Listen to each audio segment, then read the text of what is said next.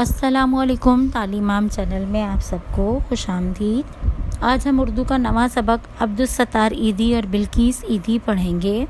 عبدالستار ایدھی پاکستان کے سب سے بڑے فلاحی ادارے کے بانی اور سربراہ تھے۔ جب وہ چھوٹے تھے تو ان کی والدہ پر فالج کا اثر ہوا اور وہ معذور ہو گئیں۔ اس دوران وہ اپنی والدہ کی خدمت کرتے رہے۔ والدہ کی وفات کے بعد انہوں نے لوگوں کی خدمت کا ارادہ کر لیا اور ایسا ادارہ قائم کیا جس میں دن رات لوگوں کی مفت خدمت کی جاتی ہے، خاص طور پر جن لوگوں کا دنیا میں کوئی بھی دیکھ بھال کرنے والا نہیں ہوتا۔ ان سب کے لیے عبدالستار ایدھی نے گھر، یتیم خانے، اسپتال وغیرہ بنوائے ہیں۔ ہمارے وطن میں سینکڑوں ایدھی سینٹر قائم ہیں۔ عبدالستار ایدھی اور ان کی بیوی بلقیس ایدھی غریب اور یتیم بے سہارا بچوں کے ماں باپ کی طرح ان کی پرورش کرتے رہے۔ عبدالستار ایدھی نے انتہائی سادہ زندگی بسر کی۔ بھلائی کے ان کاموں کی وجہ سے انہیں دنیا بھر میں بہت اعزازات سے نوازا گیا۔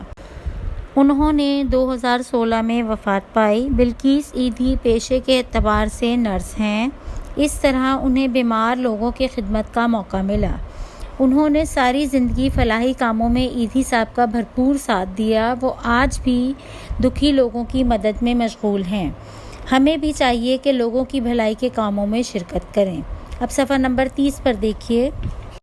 مشق بولنا۔ بلقیس ایدھی نے نرس بننا کیوں پسند کیا؟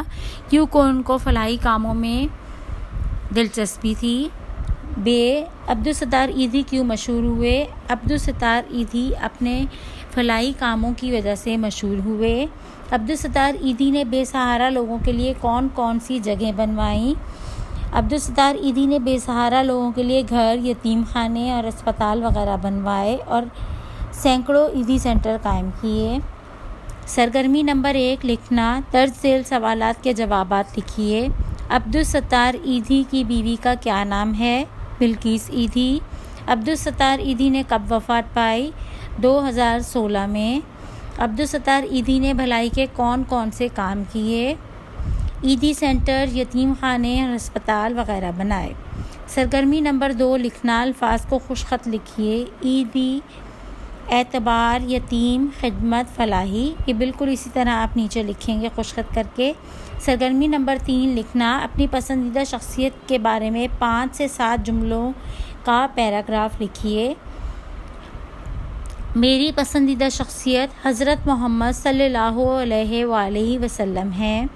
آپ صلی اللہ علیہ وآلہ وسلم 12 ربیع الاول کو مکہ مکرمہ میں پیدا ہوئے۔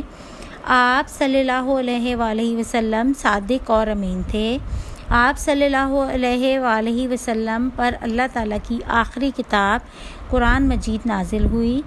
آپ صلی اللہ علیہ وآلہ وسلم نے لوگوں کو اسلام کی دعوت دی۔ آپ صلی اللہ علیہ وآلہ وسلم اللہ تعالیٰ کے آخری نبی اور رسول ہیں۔ امید کرتی ہوں میری ویڈیوز آپ کے لیے مددگار ثابت ہو رہی ہوں گی۔ اگر میری ویڈیوز آپ کے لیے مددگار ثابت ہو رہی ہیں تو میرے چینل کو لائک، شیئر اور سبسکرائب کرنا مت بھولیں۔ شکریہ۔ اللہ حافظ۔